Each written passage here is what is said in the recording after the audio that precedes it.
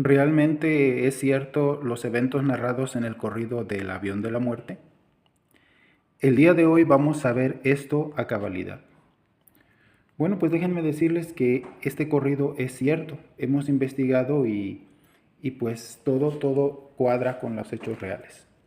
Estos sucesos ocurrieron en abril de 1979. Fue cuando ocurrió este hecho que marcó la historia de Chihuahua y Sinaloa y fue inmortalizado en el corrido de El avión de la muerte de los Tigres del Norte. En este se narra la historia de Manuel Atilano Escandón, un piloto comercial que se dedicaba a rentar sus servicios para fumigaciones agrícolas en una avioneta. Bueno, empezó la historia el 30 de marzo de 1979, cuando Atilano despegó del aeropuerto de Chihuahua con rumbo a un compromiso de fumigación.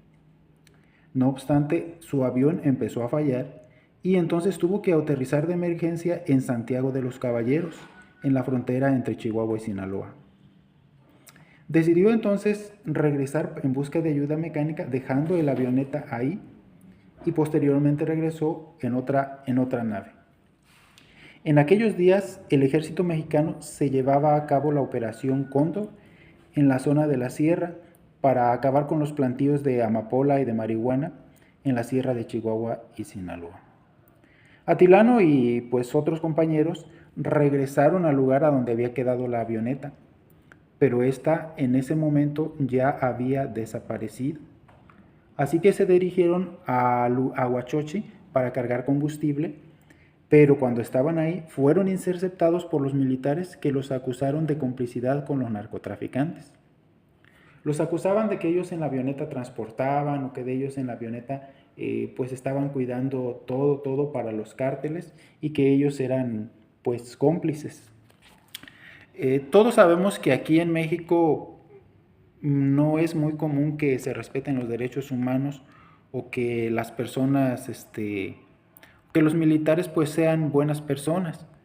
Así que lo que ocurrió fue que empezaron a torturarlos, como se hace, como lo hace la judicial, como hace el ejército, los golpearon, eh, les estaban ahí pues apretando ahí. En el corrido narra, dice que partes nobles de su cuerpo con unas pinzas se los machacaban. Todo lo hacían para que ellos confesaran, dado que los del ejército estaban seguros que Atilano pues estaba coludido con los traficantes de aquella zona, y empezaron a golpearlo y a golpearlo a él y a sus compañeros. Así que pues esperaban que ellos confesaran. Era Manuel Atilano, Víctor Fon y Rito Quesada, eran los otros compañeros que iban con Atilano y que pues también fueron torturados. Sin embargo, cuando se dieron cuenta que no eran culpables y que no iban a confesar, pues entonces los militares cambiaron su opción. Pensaron, bueno, ¿y si ahora en vez de seguirlos torturando, los usamos para que nos lleven a ver los plantíos desde el aire? Querían ver dónde estaban los plantíos de marihuana. Para esto, recordemos que Atilano salió el 30 de marzo. Bueno, ya habían pasado algunos días de que regresó y lo estuvieron torturando.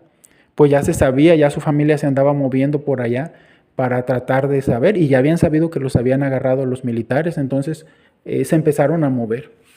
Bueno, total que los militares hicieron que Atilano firmara una hoja en donde él se ofrecía, fíjense cómo son, pues lo estaban obligando para que los llevara.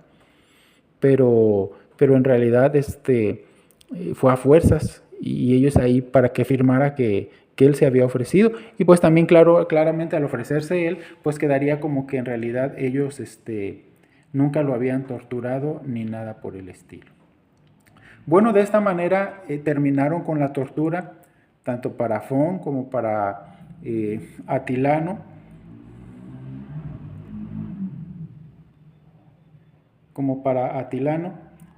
y para el otro compañero que iba con ellos.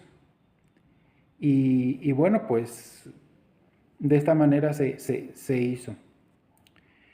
Cuando por fin subieron al avión, pues obviamente Atilano ya no le importaba nada de lo que estaba pasando. Y Atilano ya lo que quería era vengarse. Cuando subieron al avión, Atilano entonces pensó, ahora sí, viene la mía. Vamos a ver si son tan valientes. Ninguno de los militares sabía pilotear. Nadie sabía. Cuando subieron en el avión ya no fue en los aviones de Manuel Atilano, sino fue en un avión del ejército que él también podía pilotar. Subió al avión Manuel Atilano y 6 oficiales y se quedaron, Víctor Font y Rito Quesada se quedaron ya en tierra. Bueno, para este entonces, por otro lado, su esposa ya había logrado gestionar que se hiciera un amparo para que los dejaran en libertad y no les hiciera nada. Pero pues ellos eran de Chihuahua y esto ya era acá en Huachochi. Así que ellos subieron, abordaron el avión mientras venía la esposa con aquel amparo. Bueno, ya estando ahí arriba, Atilano empezó a hacer esas maniobras de giros y fintaba que se estrellaba y pues los militares empezaron a gritar. Si uno no está acostumbrado en el avión, pues te mareas y empiezan a vomitar y eso fue lo que pasó. Atilano dejó astutamente el radio prendido para que en la torre de control se escuchara todo. Y ahí él hizo que confesaran que lo habían torturado, que le pidieran perdón y que él no había hecho nada, que en realidad no tenía culpa. Él no sabía que ya estaba este amparo, así que siguió haciendo esto y tuvo la idea de irse a estrellar contra el cuartel, ahí en Badiraguato. Ahí es donde él se iba a estrellar en el cuartel militar, porque pues él pensó, me voy a llevar a estos que vienen conmigo en el avión, pero también pues a todos los que están allá abajo, que fueron partícipes en la tortura, pues se van a ir conmigo. Y se encaminó, bajaba. Para esto todos los pobladores de ahí empezaron a salir, los niños, todos, porque veían pues que el avión daba vueltas y como que se estrellaba, como que no. Entonces Manuel Atilano vio que la escuela estaba a un lado del cuartel general. Entonces él pensó que sería pues un error. En ese momento los militares subieron 2 helicópteros pues para tratar de disuadirlo, pero cuando vieron que les hacía maniobras, les pasaba cerca, se bajaron los helicópteros. En el corrido dice, los boludos se bajaron, sentían que se los llevaba, se refiere a los 2 helicópteros, ellos dijeron vámonos. Y entonces lo que Manuel Atilano hizo fue que se dirigió hacia una loma ahí en Badiraguato y allá se fue a estrellar, dejando como resultado que Manuel Atilano perdió la vida y 6 militares también. Así que en realidad fueron 7. Y con todo lo que quedó grabado en la torre de control, se puso fin a la operación Cóndor, porque ya entonces los altos mandos del ejército se dieron cuenta que estaban abusando de su poder con las personas y que estaba cayendo todo mal. Tan pronto como se estrelló el avión, llegó la esposa con el amparo, pero pues ya de esto ya no se supo nada. Y esta historia quedó ahí, en la zona de Badiraguato, de Huachochi, se conocía esto, hasta que Teodoro Bello lo plasmó en un corrido para que todos lo conociéramos, porque se conocía la historia ahí, todos los pobladores que vieron eso se enteraron y lo platicaban entre ellos, pero Teodoro Bello fue quien finalmente lo puso en un corrido y los Tigres del Norte lo hicieron internacionalmente famoso y después se hizo una película. Bueno, pues sin lugar a dudas sorprende cómo los corridos están basados en hechos reales. Hoy en día muchos corridos ya no son inventados, pero los corridos que había en ese tiempo sí.